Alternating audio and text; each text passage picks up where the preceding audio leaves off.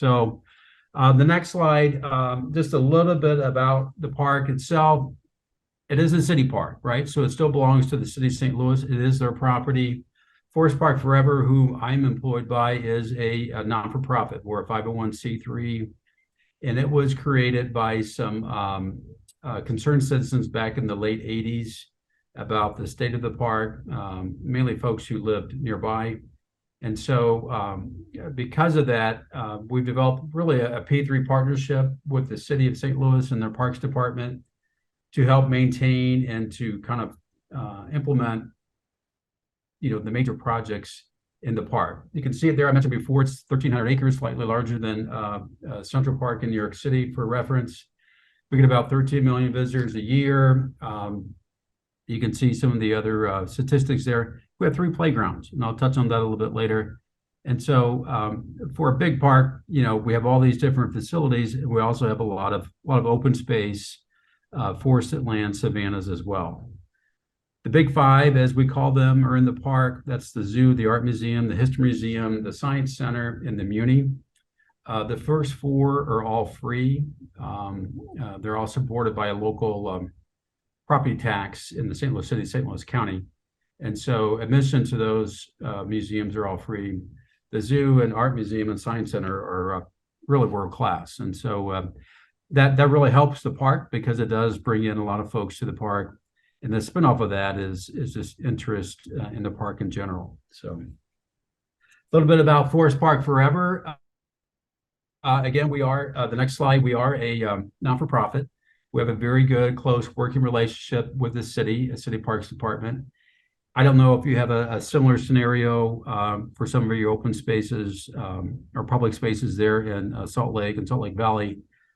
But again, it's that classic P3 partnership that many metro areas use across the country. And so as cities and municipalities, governmental agencies, are somewhat taxed, pretty much all of them are, even a community like Dallas, I know, uses quite a bit of P3. And it just makes sense, right? If you have an entity that folks can donate money to, and then that entity works with the public agency to help, maintain and build up a public space, to sound somewhat trite, it's a win-win, right? There's lots of challenges, of course, but it does allow a city like the city of St. Louis, which has issues beyond the park, they can hand over the main park, they have over 100 parks. So they can hand over this main regional park. For the most part, we do the vast majority of the maintenance and the vast majority of the improvements. You can see the beautiful landscaping in the upper left-hand corner. Our landscape, we have a whole staff of landscape management, it's called. They're arborists, ecologists, gardeners, and they do a bunch of wonderful plantings. The park pretty much cuts grass, and they cut down some of the trees that need to be cut down.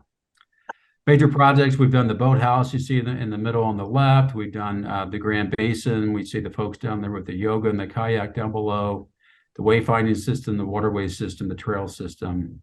And again, these are major projects. Many of them are, in the tens of millions of dollars. And again, it's kind of done through FPF in conjunction with the city itself. So the next slide just kind of gets into a little bit more on our master plan. And this is important. And I don't know what perhaps you have there at the Aviary in your nature center. I assume you have a master plan. And having been in consulting business for 30 plus years and developed a lot of master plans, you hope that they get built, right? Majority of master plans don't get fully implemented. Just in case, fun fact, I think 70% of Frank Lloyd Wright's designs never got built, right? And that's real common in the design world, right? For various reasons.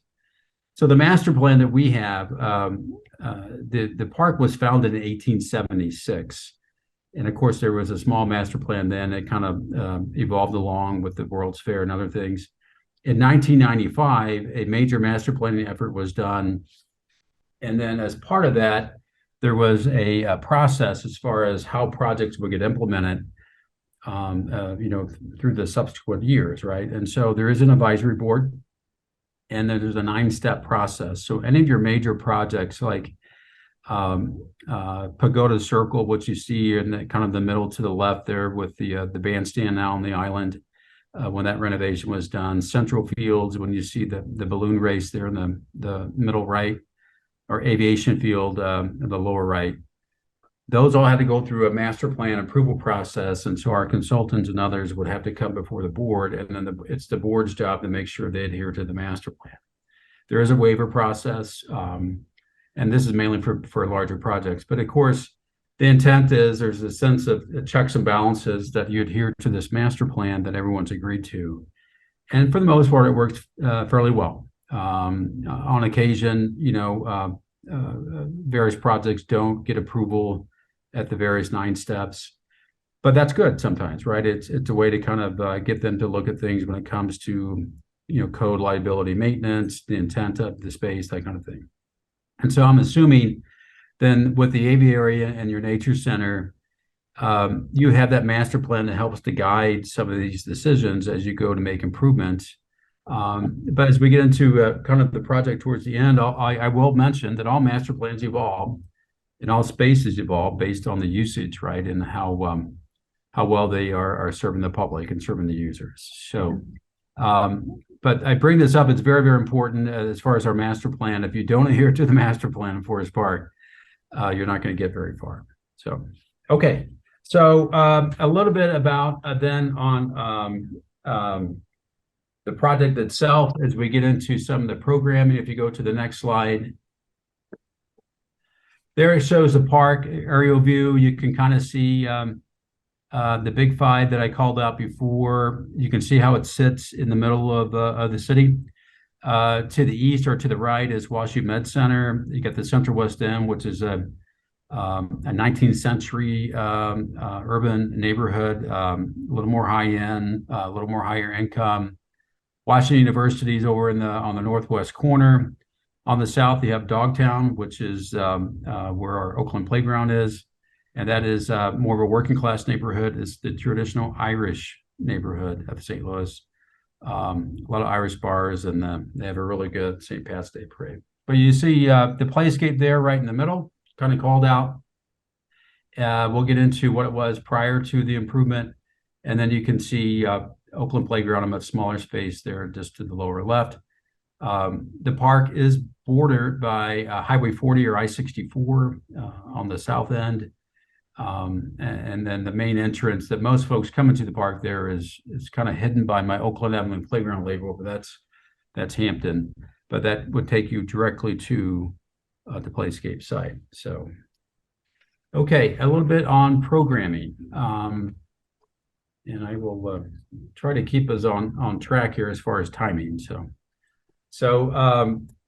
as we were implementing the master plan, and there you just see that's an image of the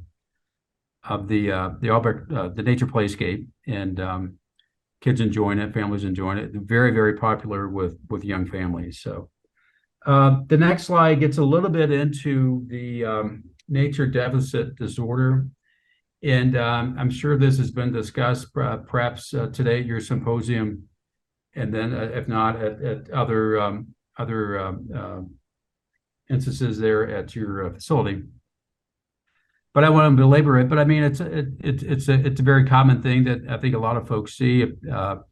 Parent of 5 kids right here, and I've seen evolution of how people and kids use public spaces. From our oldest Peter to our youngest George, there's 11 age difference. And it used to be you go to the playground and everybody was talking to each other, and parents, you talked about schools and daycare and development, et cetera, et cetera. These days you go to the playground and everybody's on their phone and nobody talks to each other. It's kind of sad. But you see that a lot. And unfortunately, I think a lot of kids, even if they do have a chance to get outside, that time might be limited because their life is so structured, whether it's through club sports or this club or that school. And rarely do they have the opportunity just to go out and be a kid in nature.